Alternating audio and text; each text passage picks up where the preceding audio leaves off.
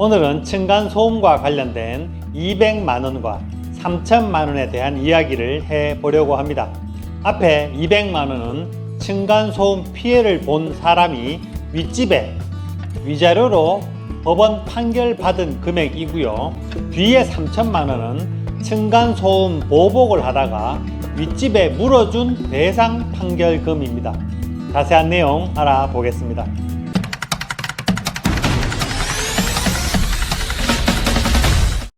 안녕하십니까. 우리 주거생활과 관련된 정보를 꾸준히 올려드리고 있는 친절한 생활 연구소 김도영 소장, 김 소장입니다.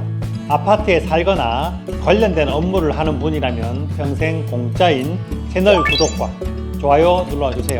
제가 새 영상 올릴 때마다 유익한 정보 보실 수 있습니다. 오늘 전해드릴 정보는 층간소음과 관련된 두 가지 금액인 200만원과 3천만원입니다. 앞에서 말씀드렸듯이 앞에 200만원은 층간소음이 심한 집이 윗집을 고소해서 받아낸 위자료 금액이고, 아래에 3천만원은 층간소음을 보복하던 사람이 고소되어서 물어준 배상 금액입니다. 아직까지 근본적인 대책이 없는 층간소음 때문에 화가 나 있는 우리 국민이 얼마나 많습니까? 다 알고 있지만 먼저 층간소음의 정의부터 말씀드리면, 공동주택에서 아랫집과 윗집 또는 주변 거주자에 의해서 생기는 소음으로 직접 충격음과 공기 전달음으로 구분하고 있습니다.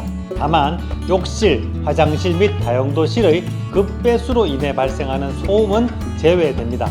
직접 충격음에는 뛰거나 걷는 동작 또는 의자를 끄는 등의 소음을 말하고, 공기 전달음은 텔레비전이나 음향기기 등의 소음 등을 의미합니다. 대부분 층간소음은 직접 충격음인 뛰거나 끄는 등의 생활소음이 대부분입니다. 그럼 층간소음의 원인은 뭘까요?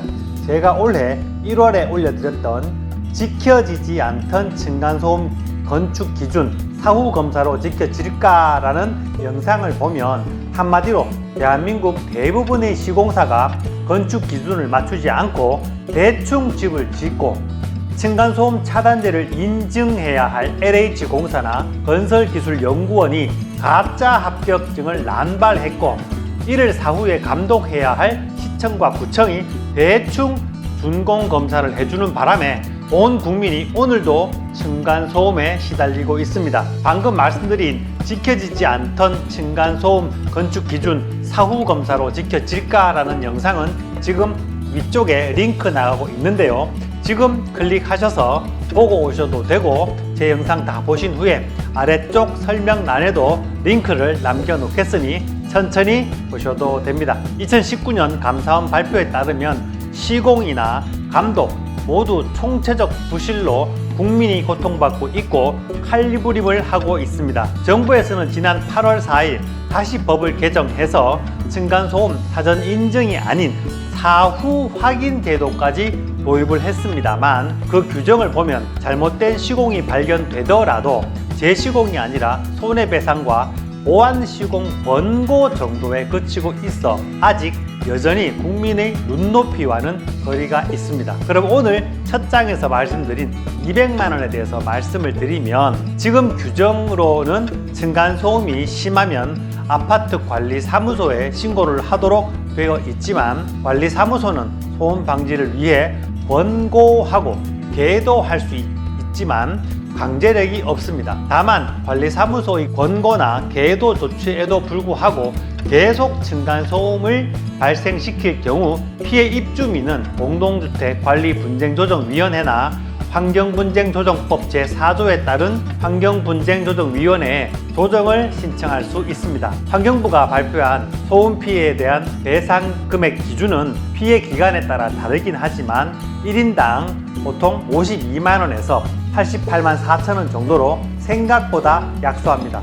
이마저도 당사자가 조정에 반드시 응해야 할 의무가 없기 때문에 조정이 안 되면 결국은 개별적인 고소, 고발, 민사소송 등으로 갈 수밖에 없습니다. 또 한 가지 방법이 층간소음 이웃사회센터 등에 신고하는 방법도 있는데, 접수하고 몇 달이 걸리기도 하지만 여기도 강제력이 없다 보니 위아랫집의 쌍방 합의가 없다면 결국 별다른 방법이 없습니다. 이렇게 되면 층간소음은 층간소음이 문제가 아니고 서로 욕을 하거나 싸움으로 번져 모욕죄, 명예훼손죄 등으로 고소 고발하거나 주거침입, 폭행, 나아가서는 살인사건으로까지 번지게 되는 것이 요즘의 사회 문제입니다. 대부분 형사적 사건은 사안별로 다르기 때문에 여기서는 거론하지 않고 층간소음으로 인한 민사, 그러니까 손해배상 청구 소송의 결과를 말씀드리겠습니다. 민사로 위자료 청구 등 손해배상 청구 소송을 하면 결과가 어떻게 될까요? 아쉽게도 대부분 피해가 인정되는 경우가 드뭅니다. 왜냐하면 자신의 피해를 증명하기가 쉽지 않기 때문입니다. 여러분도 잘 아시겠지만 법원에서는 쌍방의 말보다는 객관적인 자료가 필요한데 층간소음이 그런 자료로 제출하기가 쉽지 않기 때문입니다. 그래서 증거로 제출하는 것이 정신과 상담 이력이나 관리사무소나 경찰서 신고 자료 등이 있습니다. 이런 증거를 제출해 일부 피해가 인정된다고 하더라도 소송의 결과가 대부분 200에서 300만 원 정도를 물어주라는 판결이 대부분인데 변호사를 선임해서 진행했다면 변호사비가 더 많이 발생하는 경우가 됩니다. 만일 패소라도 하게 된다면 상대방 변호사 소송 비용까지 부담해야 되는 경우도 있기 때문에 소송은 쉽지 않은 선택입니다. 그럼 3천만 원은 뭘까요? 3천만 원은 인천지방법원에서 2020년 판결한 내용으로 우퍼 스피커를 사용해 윗집에 모복을 하다가 배상 판결을 받은 역대 최고 금액입니다.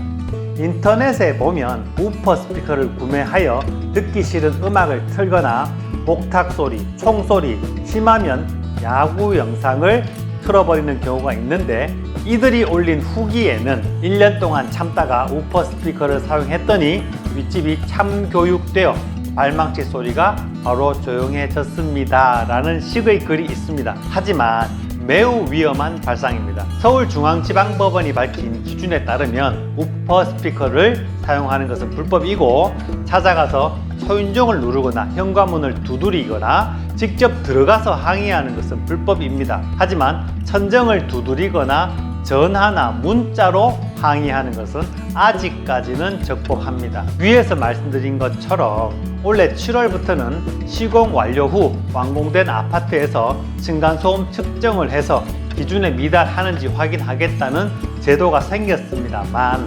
측정치가 기준을 못 미치더라도 처벌을 하는 것이 아니고 단지 배상을 해주든지 아니면 보완하라는 권고만 할 수 있다고 하니 이 법은 있으나 마나한 법이 아닌가 하는 생각이 듭니다. 이 영상을 보는 많은 층간소음 피해자 여러분들은 제 영상을 많이 퍼뜨려서 건설사의 눈높이가 아닌 시민의 눈높이에 맞는 단속 규정이 생기기를 바랍니다. 끝나기 전에 간단하게 외국의 층간소음 단속 규정을 소개하면 독일은 불필요한 소음을 배출하는 사람에게 최대 5,000유로 한화로 약 673만 원의 과태료를 부과할 수 있고 임차인이 지속적으로 층간소음을 유발하면 집주인은 계약을 해지하고 퇴거를 청구할 수 있습니다. 미국 뉴욕주의 층간소음 가해자에게는 벌금을 부과할 수 있고 위반 횟수가 증가하면 내야 할 벌금도 함께 높아집니다.